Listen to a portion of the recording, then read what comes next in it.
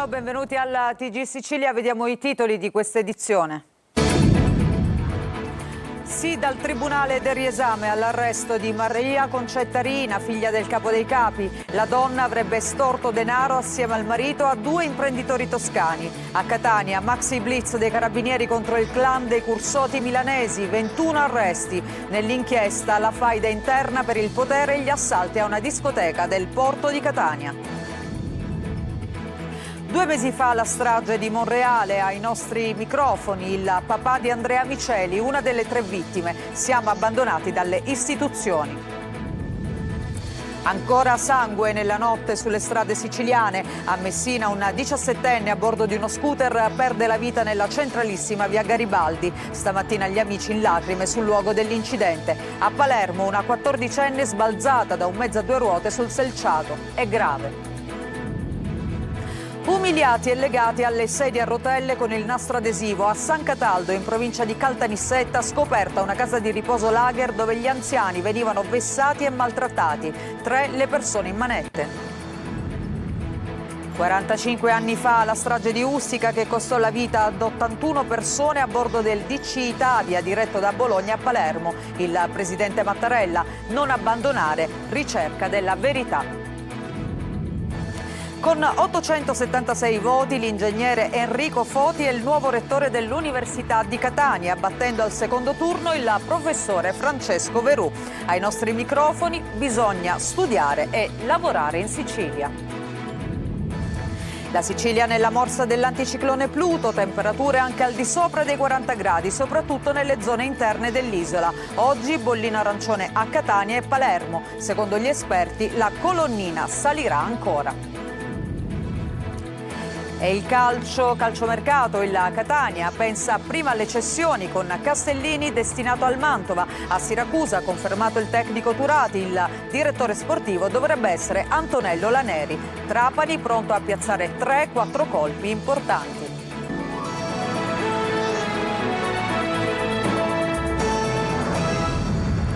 Bentrovati, lo avete sentito in primo piano, un'estorsione condotta dal carcere dal marito e l'incasso del pizzo eseguito invece dalla moglie fuori dal carcere. Sono accusati così di estorsione la figlia e il genero di Totò Riina. Il Tribunale del riesame adesso ha detto sì all'arresto della donna che era stato negato in precedenza dalla GIP. Manlio Viola. Maria Concetta Riina, la figlia del boss sanguinario Totò Riina, potrà essere arrestata. Il Tribunale del riesame ha accolto l'appello della Procura ritenendo fondato il pericolo di inquinamento delle prove e il pericolo di reiterazione del reato e sussistenti i gravi indizi di colpevolezza dei reati contestati agli indagati e dell'aggravante del metodo mafioso.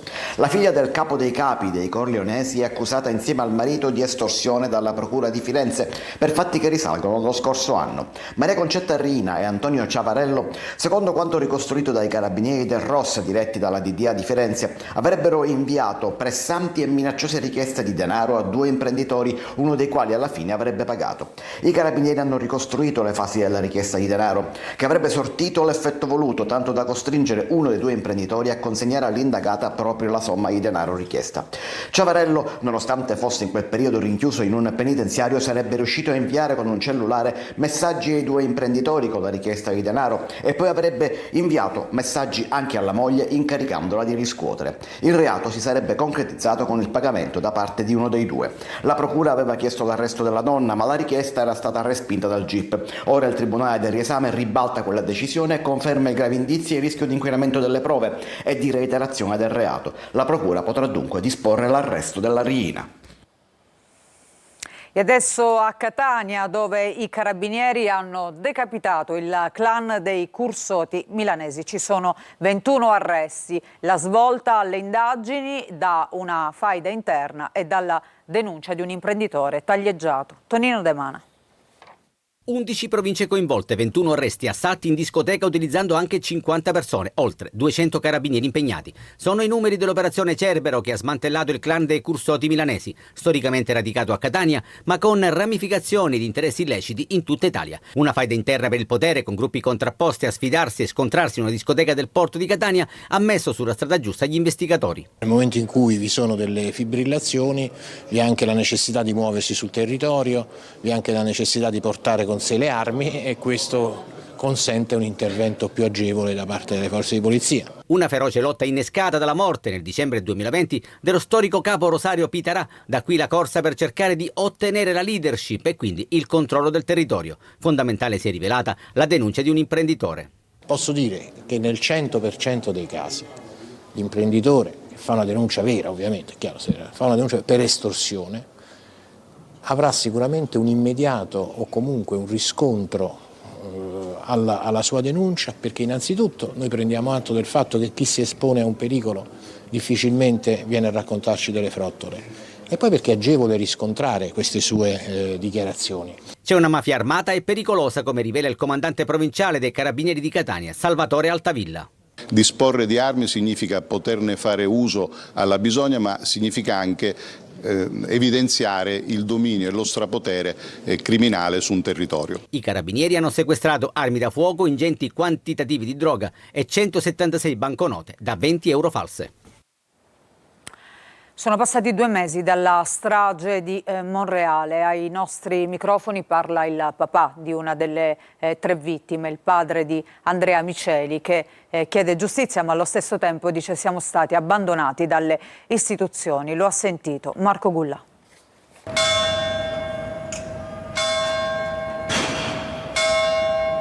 Il rintocco delle campane riporta quella tragica notte del 27 aprile. 2 mesi sono trascorsi dalla strage di Monreale e sono ancora tanti i punti oscuri da chiarire. La cittadina normanna prova a reagire, ad andare avanti. I turisti passeggiano proprio in via d'Acquisto, teatro della strage. In molti non sanno cosa è successo su questa strada proprio 2 mesi fa. Lo sa bene, purtroppo, il papà di Andrea Miceli, una delle 3 vittime assieme a Massimo Pirozzo e Salvo Turdo. Il padre del giovane ucciso chiede giustizia. Che sia fatta giustizia quella giusta, solo questo chiediamo. Anche perché le indagini non sono concluse e questo comunque vi supporta ad andare avanti. Sì, quello senza ombra di dubbio, perché diciamo che la giustizia, diciamo, i carabinieri stanno facendo il suo percorso, che è giusto che sia così. E poi vorremmo un po' di vicinanza anche da parte dell'istituzione che non si sono fatti presenti su nulla cosa. La comunità è ancora sotto shock. I nomi dei 3 ragazzi risuonano nei racconti degli amici, nei post sui social, nelle preghiere sussurrate ogni sera da chi li ha amati. Ancora tanto dolore, tanta tristezza e tante domande, tanti punti interrogativi. Le famiglie ancora, diciamo, per gran dolore vanno al cimitero. Ogni giorno. Perché non può, il fatto che non c'è più il figlio. Ogni giorno. Monreale sta cercando di rialzarsi, di andare avanti.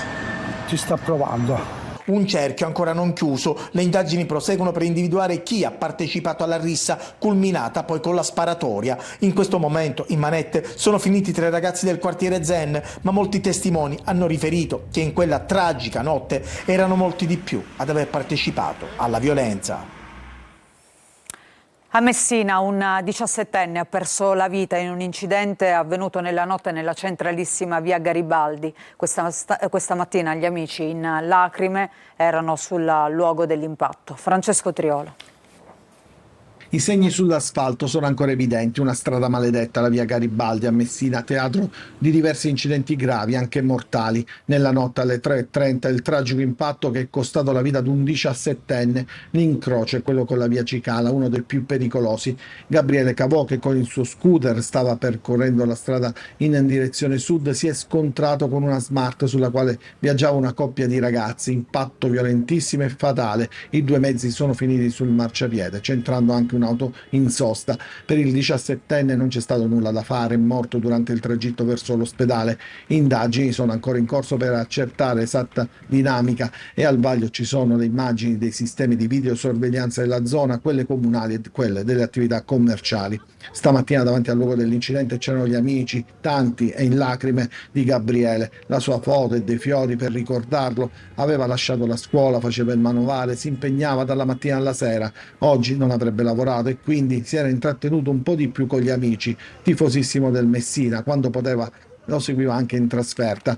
Per tutti era corallino. Sarai sempre nei nostri cuori, c'è scritto nel cartello appeso dagli amici. È una 14enne rimasta ferita in un incidente avvenuto sul lungomare di Isola delle Femmine. La ragazza è stata sbalzata dallo scooter su cui viaggiava assieme al fidanzato, rimasto lievemente ferito. Immediato l'intervento dei sanitari del 118 che hanno trasportato la ragazzina in codice rosso all'ospedale Villa Sofia di Palermo.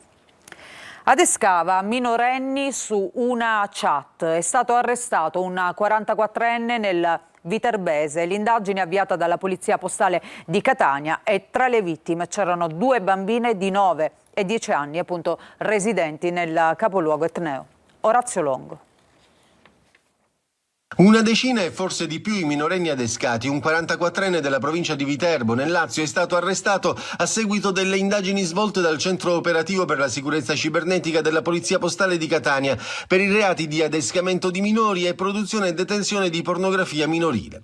Le indagini erano state avviate dopo le denunce presentate da 2 coppie di genitori residenti nel capoluogo etneo, le cui figlie di 9 e 10 anni erano state contattate su una chat da uno sconosciuto che era riuscito a coinvolgerle in argomenti di natura sessuale, inviando loro foto e video espliciti e istigandole a compiere videochiamate. Effettuata una perquisizione personale e informatica nei confronti dell'indagato, si è potuta accertare non solo la sussistenza dei gravi indizi per i delitti commessi sulle 2 minori, ma sarebbe emerso un grave quadro indiziario relativo al fatto che l'indagato aveva intrattenuto conversazioni in chat con almeno una decina di altri utenti, detenendo materiale pedopornografico da lui stesso prodotto mediante l'induzione delle minori a compiere atti sessuali online.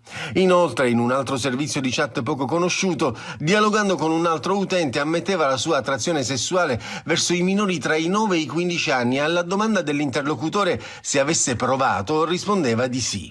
A sostegno del loro esposto, i genitori delle 2 vittime hanno consegnato alla Polizia Postale gli smartphone delle bambine. Sono in corso approfondimenti investigativi per accertare eventuali altri minori vittime di adescamento. Anziani umiliati e legati alle sedie a rotelle con il nastro adesivo. È accaduto a San Cataldo, in provincia di Caltanissetta, dove è stato disposto il sequestro dell'ennesima casa di riposo Lager. 3 persone sono state arrestate dai carabinieri, il servizio di Rita Cinardi. Anziani presi a calci, schiaffeggiati e strattonati a terra. Le immagini dei carabinieri prodotte nell'ambito dell'indagine che ha portato all'arresto di 3 persone della casa di riposo Villa Serena di San Cataldo mostrano un quadro in cui maltrattamenti ai danni degli ospiti erano all'ordine del giorno. Le attività investigative coordinate dal pool violenza di genere e domestica della Procura di Caltanissetta hanno consentito di acquisire gravi indizi di colpevolezza in ordine a gravissime condotte di maltrattamenti e sequestri di persona nei confronti degli anziani ospiti e di esercizio abusivo della professione. Gli anziani, così come emerso dalle videoriprese e dalle intercettazioni ambientali, sarebbero stati vessati, umiliati e maltrattati da parte dell'amministratrice della struttura e di 2 collaboratori. In alcune circostanze gli ospiti più fragili sarebbero stati immobilizzati e letti con mezzi di contenimento, legati con cinghie o con nastro adesivo alle sedie a rotelle che impedivano loro qualsiasi tipo di movimento. Nelle immagini è emerso anche come anziani particolarmente agitati venivano tenuti fermi con le ginocchia dagli operatori, così come altri venivano scaraventati a terra davanti agli occhi spaventati di altri ospiti che forse per paura o perché troppo deboli fisicamente non accennavano a una minima reazione. Appena 6 mesi fa, sempre a Caltanissetta, era stata sequestrata una casa di riposo e 9 persone erano state arrestate dai carabinieri, anche in quel caso con l'accusa di maltrattamenti e sequestro ai danni dei poveri anziani della struttura.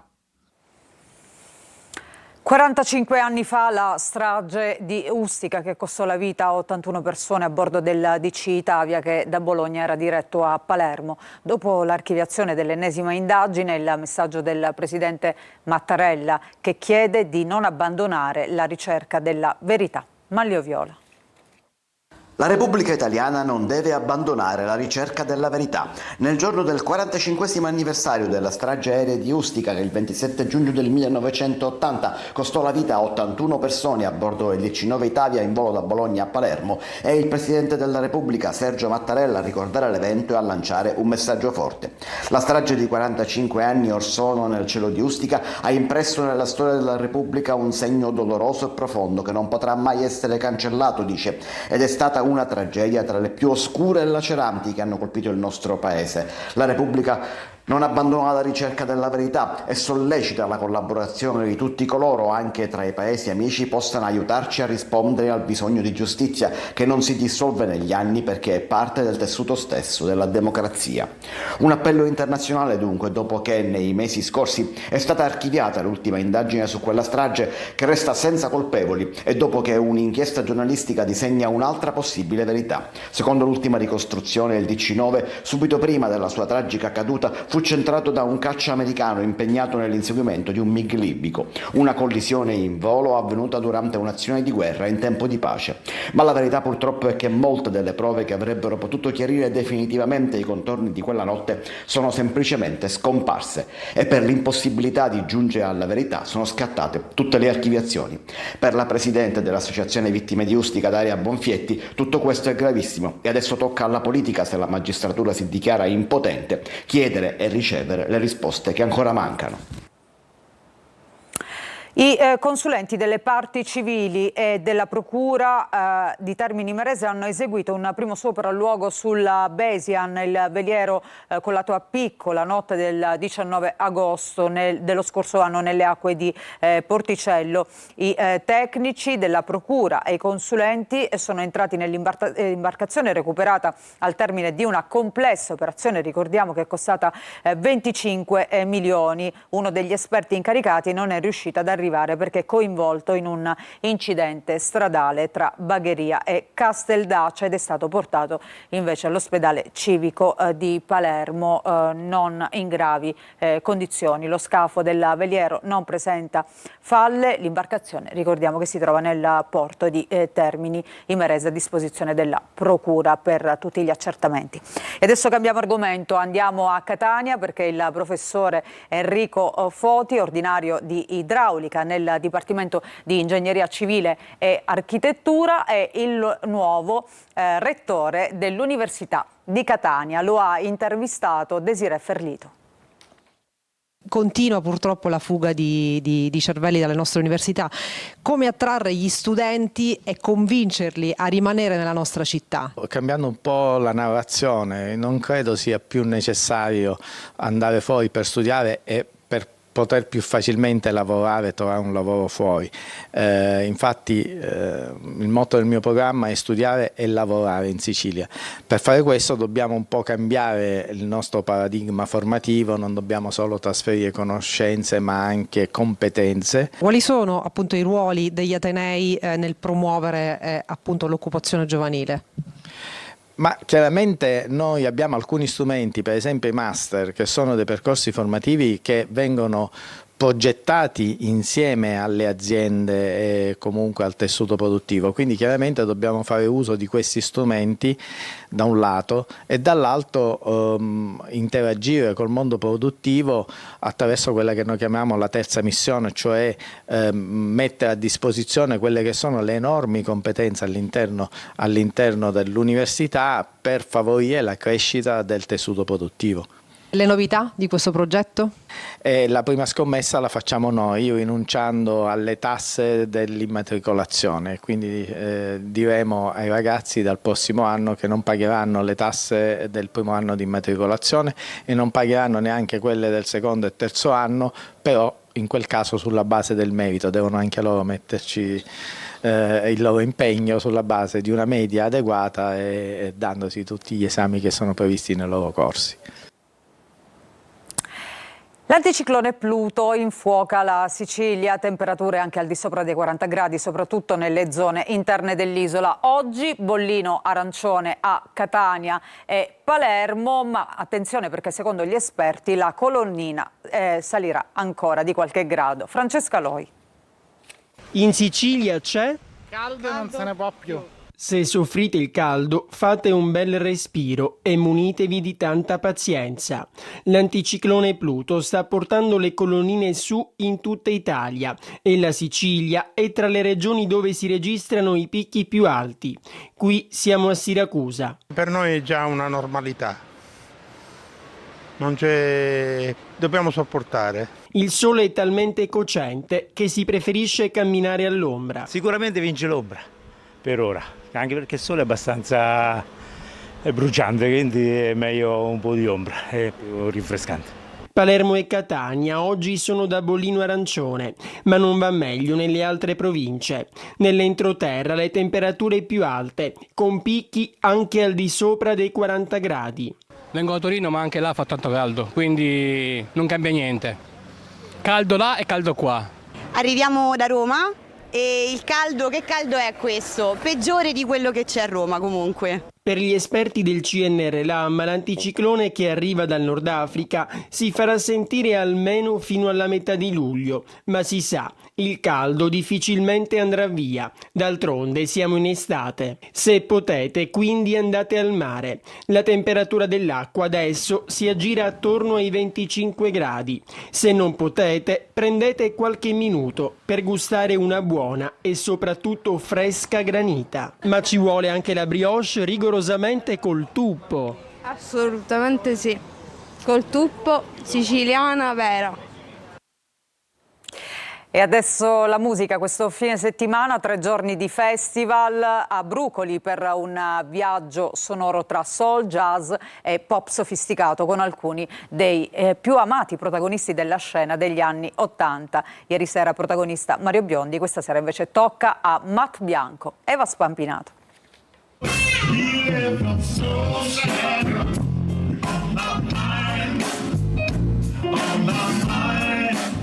In estate in Sicilia non ci sono solo le bellezze naturali e culinarie a fare da forte richiamo turistico. Al sole, ai monumenti e all'affascinante storia del nostro territorio si unisce un altro ingrediente che diventa ponte tra cultura e turismo: la musica.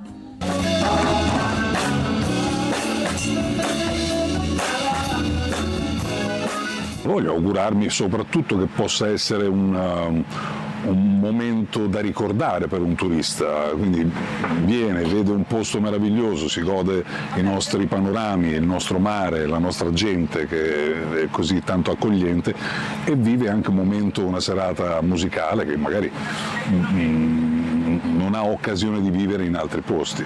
E quando le sonorità internazionali e le atmosfere sono quelle degli anni '80, il gioco è fatto, anzi il festival. Gli anni '80 sicuramente fanno parte della mia vita, della mia storia di vita, tant'è che ci sono artisti come Matt Bianco che non vedo l'ora di incontrare perché insomma erano di quegli artisti che seguivo tantissimo. Credo che comunque ogni anno, ogni stagione, ogni periodo abbia avuto i suoi momenti belli da ricordare. Sotto la direzione artistica del noto DJ Nick the Nightfly, a Brucoli, Siracusa, il Mosaic Festival propone un'esperienza immersiva che unisce concerti d'autore a percorsi di scoperta del territorio, attirando per 3 giorni un pubblico internazionale. La memoria musicale di un'epoca è il fascino eterno della Sicilia, connubio perfetto che punta a rilanciare il turismo attraverso l'arte. La musica dunque diventa occasione per viaggiare non solo fisicamente ma anche nel tempo. In scena nomi iconici come Mario Biondi, questa sera Matt Bianco, domenica Gli Incognito.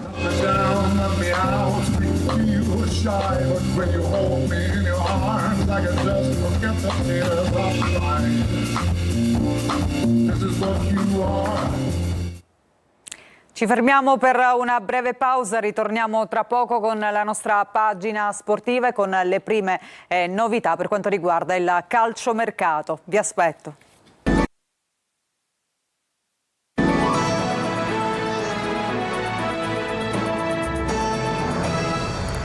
Bentrovati, adesso il calcio, si scaldano i motori del calciomercato, il Catania deve pensare a cedere prima, Castellini potrebbe andare a Mantova, Siracusa invece confermato il tecnico Turati, il direttore sportivo invece dovrebbe essere Antonello Laneri, Trapani pronto a piazzare invece 3-4 colpi importanti, ma ci dice tutto Marco Gullà. Primo passo le cessioni. Il calciomercato del Catania parte da questa priorità, anche scontata, considerato il numero di giocatori sotto contratto con il club rossa-azzurro. Ma per iniziare ad operare occorre che entrino ufficialmente in carica i nuovi dirigenti. Insomma, dal 1° luglio si può ingranare la marcia. Nel frattempo si scaldano i motori, una ventina gli esuberi, soprattutto giocatori che già lo scorso anno non erano in gruppo. A Chiarella, Bocic, Silvestri potrebbe essere concessa una chance inizialmente difficile per Marsupio. Marsura, Costantino, Peralta, D'André, Popovic, così come per alcuni che lo scorso anno invece facevano parte della rosa, Gega, Gruberini, De Rose, Montalto ad esempio. Poi c'è da verificare la posizione di Cianci, ancora non risulterebbe il riscatto della Ternana alle prese con altri problemi in questi giorni, e di Cicerelli. Si va invece verso la cessione di Castellini al Mantova in Serie B. Il calciatore, che ha vinto il torneo cadetto col Pisa, è tornato alla base, per lui formula con obbligo di riscatto al verificarsi di determinate condizioni, e così il Catania continua a valorizzare un elemento giovane di proprietà. Sarà rivoluzione tecnica anche a Siracusa, ma con una certezza: Marco Turati continuerà lui ad essere l'allenatore degli azzurri, forte di altri 2 anni di contratto, ma sui quali si sta già pensando di riportarli a 3. In uscita Maggio alla Scafatese, che cerca anche Baldan. A gestire le operazioni di mercato potrebbe essere Antonello Laneri, in pole in questo momento per il ruolo di direttore sportivo. Tornando alla Ternana, difficile che possa rinnovare col centrocampista Kes De Boer, il cui contratto scade il 30 giugno. Tra le pretendenti c'è il Pescara, ma sul gioiellino olandese si è fiondato il Trapani, che è ad un passo anche dal terzino sinistro Maxime Giron, dal centrocampista Mattia Vitale e dall'attaccante Franco Ferrari. Il servizio era di Francesco Triolo, non di Marco Gullà, ed era quello che chiude questa edizione del TG Sicilia. Grazie per essere stati con noi. Vi ricordo il prossimo appuntamento con l'informazione sulla nostra rete alle 20. A tutti voi un buon pomeriggio e un buon proseguimento.